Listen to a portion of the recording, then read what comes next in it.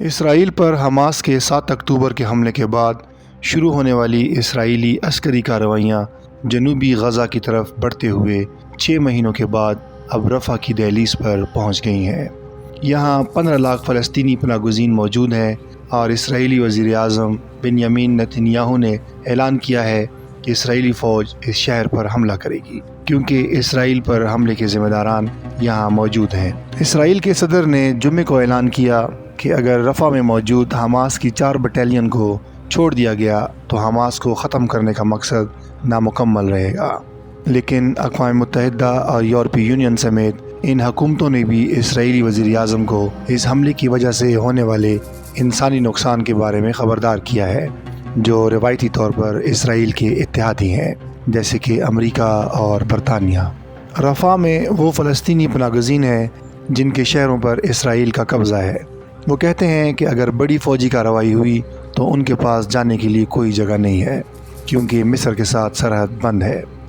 آپ دیکھ رہے ہیں ہسٹو مکس چینل اور میں ہوں آپ کا ہوسٹ ذیشان علی۔ دوستو، مصر میں بھی رفح شہر ہے۔ یہ دونوں شہر ایک زمانے میں ایک ہی تھے، لیکن صدیوں پر محیط جنگیں، حملے اور قبضوں نے اس شہر کو 2 حصوں میں بانٹ دیا۔ جوئش ورچوئل لائبریری کے مطابق رفح شہر کی تاریخ 3000 سال قدیم ہے۔ اس شہر کا پہلا ذکر 1303 قبل از مسیح کی قدیم تحریروں میں ملتا ہے۔ اس وقت مصری فرعون سیتی اول کا دور حکومت تھا، جو مشہور رمسیس ثانی کے والد تھے۔ انہوں نے اس شہر میں چند شاندار عبادت گاہیں اور یادگاروں کی تعمیر کا حکم دیا، جو آج سالانہ لاکھوں سیاحوں کو مصر کی طرف راغب کرتے ہیں۔ سیتی اول نے اس علاقے اور شام میں متعدد عسکری مہمات کی ابتدا کی۔ تاریخ میں اس علاقے کو مختلف ناموں سے جانا جاتا رہا۔ مصری اسے روبیہو کہتے، اشوری اسے رافیہو، یونانی اور رومی اسے رافیہ بلاتے اور آخرکار عربوں نے اسے رفح کا نام دیا۔ غزہ کی پٹی کے جنوب میں واقع ہونے کی وجہ سے صحرائے سینا کے داخلی راستے پر اور بحیرہ روم کے پانیوں کا سامنا کرنے کی وجہ سے یہ قصبہ نہ صرف بحری سفر اور علاقائی تجارت کا اہم مرکز رہا بلکہ متعدد تنازعات کا گڑھ بھی رہا۔ رفح میں ہونے والی سب سے مشہور لڑائیوں میں سے ایک 217 قبل مسیح کے آس پاس ہوئی تھی، جس میں مصری بادشاہ بطلیموس نے شام کے شہنشاہ انٹونیوس سوم کو شکست دی۔ یہ کلاسیکی دور کی سب سے بڑی لڑائیوں میں سے ایک سمجھی جاتی ہے، جس میں 1.5 لاکھ سپاہی اور تقریباً 175 ہاتھی میدان جنگ میں استعمال ہوئے۔ اس جنگ میں امن قائم کرنے کے لیے شکست کا سامنا کرنے والے شہنشاہ انٹونیوس سوم نے اپنی بیٹی کلیوپیٹرا سیرا کی شادی اپنے حریف کے بیٹے کے ساتھ کروائی تھی اور اس شادی کا جشن رفح میں ہوا تھا۔ اس کے بعد صدیاں گزرتی گئیں اور یہ شہر ایک اہم یہودی برادری کا مرکز بن گیا، اور یہ ایک ایسی صورتحال تھی جو یونانیوں، رومیوں اور بعد میں مسلمانوں کی آمد کے باوجود بدستور قائم رہی۔ تاہم یہ سب کچھ صلیبی جنگوں کے ساتھ بدل گیا۔ 12ویں صدی میں شہر کو مسمار کر دیا گیا اور جو باشندے ہلاک نہیں ہوئے تھے وہ دوسرے شہروں میں منتقل ہونے پر مجبور ہو گئے۔ قرون وسطیٰ کے دوران جب سلطنت عثمانیہ نے اس علاقے کا کنٹرول سنبھال لیا تو یہ قصبہ صحرا کے ابتدا پر ایک سادہ ڈاک خانہ بن گیا۔ اپنی اہمیت کھو جانے کے باوجود رفح خونریز لڑائیوں کا منظر بنتا رہا، جس نے اسے کئی مواقع پر ملبے میں تبدیل کر دیا۔ مثال کے طور پر 19ویں صدی کے آخر میں نیپولین بوناپارٹ کی فرانسیسی افواج نے مصر اور شام کو فتح کرنے کی اپنی مہم کے دوران اسے تباہ کر دیا تھا۔ اس کے بعد 20ویں صدی کے آغاز میں صہیونی تنظیموں نے اس علاقے میں زمین حاصل کرنے کی کوشش کی تاکہ یورپ میں ظلم و ستم سے بھاگنے والے یہودیوں کے ساتھ اسے آباد کیا جا سکے۔ تاہم عثمانی حکام نے اس منصوبے کو مسترد کر دیا تھا۔ پہلی جنگ عظیم اور سلطنت عثمانیہ کے ٹوٹنے کے بعد یہ علاقہ برطانوی کنٹرول میں چلا گیا۔ تب بھی اس منصوبے کی دوبارہ کوشش کی گئی لیکن یہ بھی ناکام رہا۔ دوسری عالمی جنگ کے دوران رفح برطانوی فوج کا ایک عسکری اڈہ بن گیا اور روزگار کی تلاش میں مسلمان تارکین وطن اور فلسطین کے دیگر علاقوں کے لوگ یہاں پہنچے۔ جب اس علاقے کو تقسیم کر کے فلسطین اور اسرائیل بنائے گئے تو برطانوی فوج نے رفح کو ایک جیل کے طور پر استعمال کیا اور یہاں اس وقت دہشت گرد سمجھے جانے والی یہودی تنظیمیں ہاگانا اور ارگن کے رہنماؤں کو قید میں رکھا جاتا تھا۔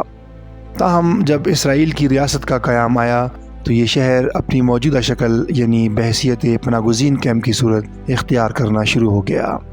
جو علاقے نئی ریاست میں آئے وہاں تقریباً 41,000 فلسطینی مسلمان رہتے تھے، ان سب نے رفح میں پناہ لی۔ سن 1949 میں رفح پناہ گزین کیمپ کھولا گیا اور فلسطینی پناہ گزینوں کے لیے اقوام متحدہ کا ادارہ انروا کی ویب سائٹ کے مطابق یہ اس وقت غزہ کا سب سے بڑا اور سب سے زیادہ آبادی والا پناہ گزین کیمپ تھا۔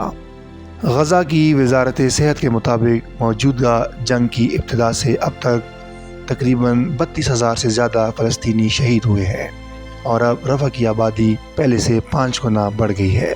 اقوام متحدہ کے ادارے کے مطابق پہلے یہ آبادی 2,80,000 تھی اور اب یہ تقریباً 16 لاکھ ہو چکی ہے۔ فلاحی تنظیموں کا کہنا ہے کہ ان پناہ گزینوں کی اکثریت بہت ہی برے حالات میں ہے اور ان کے پاس خوراک، پانی اور ادویات تک نہیں ہے۔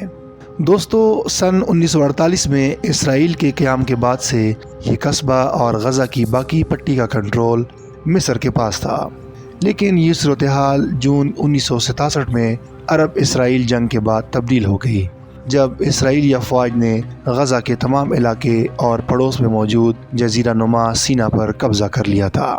1973 کی یوم کپور جنگ کے دوران مصر طاقت کے زور پر اپنے علاقے واپس نہیں لے سکا، لیکن ایک دہائی کے عرصے کے بعد جس مقصد کو وہ میدان جنگ میں حاصل نہیں کر سکا انہوں نے مذاکرات کے ساتھ حاصل کر لیا۔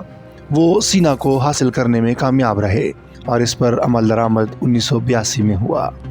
تاہم 1977 میں ہونے والے کیمپ ڈیوڈ امن معاہدے کا اثر رفح پر بھی پڑا، کیونکہ اسرائیل اور مصر کے درمیان سرحد کی لکیر اس پر کھینچی گئی۔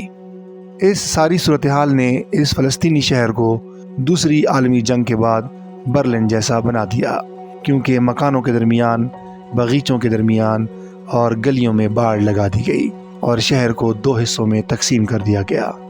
1982 میں آسٹریلیا میں شائع ہونے والے اخبار دی سڈنی مارننگ میں اس تقسیم پر ایک رپورٹ شائع کی گئی، جس میں کہا گیا کہ جن گھروں کو 2 حصوں میں تقسیم کیا گیا انہیں یہ فیصلہ کرنا پڑے گا کہ وہ کہاں رہنا چاہتے ہیں، اسرائیل میں یا مصر میں، اور انہیں اس جانب دروازہ لگانا ہوگا۔ اس نئی تقسیم نے سینکڑوں خاندانوں کو بانٹ دیا اور وقت کے ساتھ ساتھ باڑ زیادہ مضبوط ہوتی چلی گئی۔ اس کے گرد غیر آباد علاقہ بن گیا جسے فلاڈیلفی کوریڈور کہا جاتا ہے اور یہ وسیع ہوتا گیا۔ دوستو، کئی دہائیوں سے 2 رفح ہیں، ایک مقبوضہ غزہ میں اور دوسرا مصر میں، لیکن یہ 2013 میں تبدیل ہونا شروع ہو گیا۔ اس سال مصر کی حکومت نے سرحد کے احاطے میں موجود گھر، کاروبار اور تعمیرات کو منہدم کرنا شروع کیا۔ اس کی وجہ یہ ہے کہ وہ فلسطین کے علاقے سے تقسیم کرنے والی لکیر کے 79 کلومیٹر کے کوریڈور کو مزید وسیع کریں اور ایک بفر زون تشکیل دیں۔ جولائی 2013 سے جولائی 2020 کے درمیان مصری فوج نے سرحد کے ساتھ 12,350 تعمیرات کو منہدم کیا، جس کی وجہ سے تقریباً 12,500 خاندان بے گھر ہو گئے۔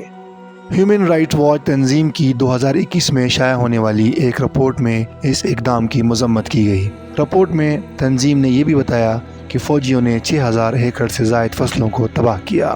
دوستو، 2014 میں مصر نے فلاڈیلفی کوریڈور کو وسعت دینے کے لیے اپنی سرحد کے ساتھ مکانات اور عمارتوں کو مسمار کرنے کی ایک اور مہم شروع کی۔ آج کوریڈور سمیت جو زمین تھی اس کا رقبہ تقریباً دگنا ہو گیا ہے۔ اس کا مقصد سرحد پر کنٹرول رکھنا اور غزہ کے فلسطینیوں کو دور رکھنا ہے۔ ماضی میں جو نو مین لینڈ سرحد پار غزہ میں موجود تھا وہ اب کھنچ کر مصر کی طرف بھی آ گیا ہے۔ اب جب اسرائیلی فوج نے رفح کی طرف پیش قدمی شروع کی ہے تو اس سے اس شہر کی شورش اور خون ریزی سے بھری تاریخ میں ایک نیا باب بھی لکھا جائے گا۔